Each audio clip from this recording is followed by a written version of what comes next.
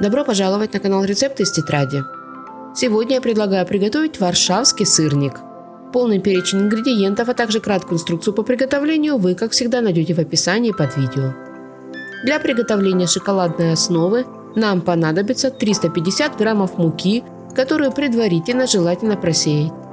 В муку добавляем 150 граммов сахара или сахарной пудры, 25 граммов какао, желательно максимально жирного, и чайную ложку разрыхлителя. Тщательно перемешиваем все сухие ингредиенты. А потом добавляем в эту же миску 200 граммов хорошо охлажденного сливочного масла и быстро перетираем его с сухими ингредиентами. Вместо масла можно использовать такое же количество маргарина, но с маслом получается вкуснее. А чтобы перетирать масло было легче, предварительно его нужно нарезать мелким кубиком или просто натереть на крупной терке. В итоге у вас должна получиться очень жирная крошка, которая легко собирается в плотный комок, если ее сжать в кулаке, и также легко рассыпается, если на комок надавить пальцем. В получившуюся крошку добавляем одно яйцо и 40 граммов сметаны любой жирности, у меня 20%. А теперь быстро замешиваем тесто. Долго вымешивать его не нужно. Как только все сухие ингредиенты намокли и тесто удалось собрать в комок, можно останавливаться. У вас должно получиться достаточно плотное тесто, которое быстро становится мягким под воздействием тепла от рук. При этом оно абсолютно не липнет к рукам и тактильно очень напоминает мягкий пластилин. Делим тесто на две части, примерно на 2/3 и 1/3. Меньшую часть теста заворачиваем в пищевую пленку и отправляем в морозильную камеру на 20-30 минут, ну или до тех пор, пока мы не подготовим остальные ингредиенты. Теперь подготовим форму для выпекания. У меня форма размером 28 на 19 см и высотой 5 см, которую нужно выстелить пергаментной бумагой. Затем берем большую часть шоколадного теста и руками распределяем его по дну формы, стараясь, чтобы получился слой одинаковой толщины. Если руками выровнять слой теста сложно, можно для этого использовать обычный стакан, но это не обязательно. Потом с помощью обычной вилки делаем наколы по всей поверхности теста. И отправляем шоколадную основу сырника в духовку, разогретую до 180 градусов, на 15 минут. В это время займемся сырной основой.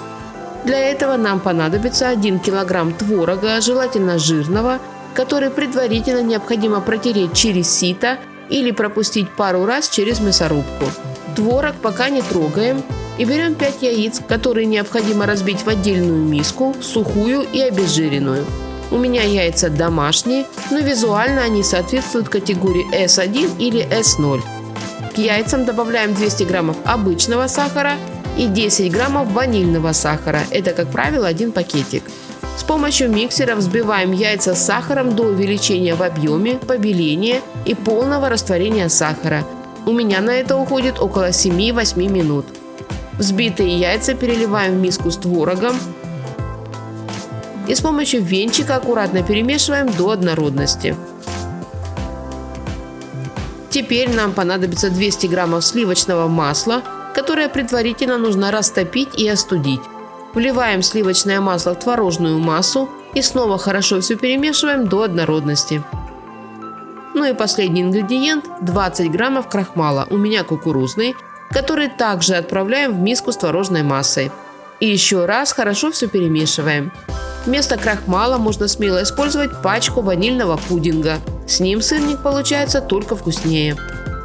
К этому времени шоколадная основа сырника уже испеклась, поэтому достаем ее из духовки. Берем уже готовую сырную массу и выкладываем ее на горячую шоколадную основу, время от времени ее уплотняя и распределяя по поверхности. Когда вся сырная масса окажется в форме для запекания, желательно разровнять ее поверхность с помощью шпателя, но это не принципиально. Затем достаем из морозильной камеры меньшую часть шоколадного теста и с помощью крупной терки натираем шоколадное тесто поверх сырной массы. Аккуратно распределяем шоколадную стружку по всей поверхности сырной массы и отправляем будущий варшавский сырник в уже разогретую до 180 градусов духовку, где он будет выпекаться на протяжении 35-40 минут. Затем духовку выключаем и оставляем в ней сырник еще на 30-40 минут. И только потом достаем сырник из духовки.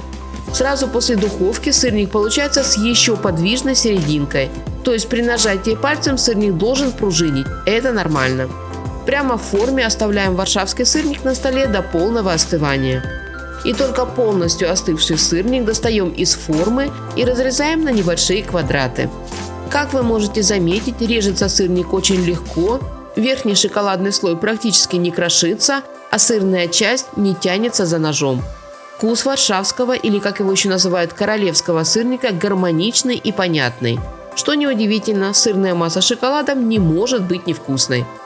Отмечу, что это базовый вариант варшавского сырника, который традиционно выпекается в квадратной или прямоугольной форме и подается в виде небольшого квадратного пирожного. По желанию сырную массу можно ароматизировать цитрусовой цедрой или кокосовой стружкой, а также добавить в нее изюм, цукаты или другие сухофрукты. В холодильнике варшавский сырник может храниться несколько дней, поэтому для праздника его можно приготовить заранее. И по слухам, через день после приготовления он даже становится вкуснее. Но лично я это не проверяла. Дольше одного дня этот сырник у меня не задерживается и быстро съедается. Причем как с кофе, чаем, так и без ничего. А все потому, что сырник получается не только вкусным, но и сочным. Поэтому рекомендую его приготовить и порадовать своих родных и близких вкусным и сочным сырником.